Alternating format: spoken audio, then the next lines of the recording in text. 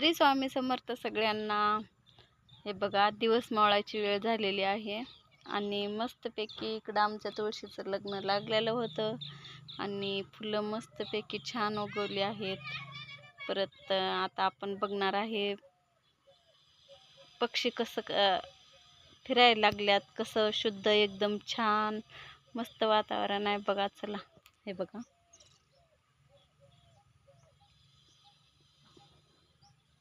चिमण्या मस्त फिरायला लागल्यात, खाऊन पिऊन त्यांच्या घरी जायची वेळ झालेली आहे, दिवस मावळत आहे। हे बघा मस्त असं शुद्ध एकदम छान वातावरण आहे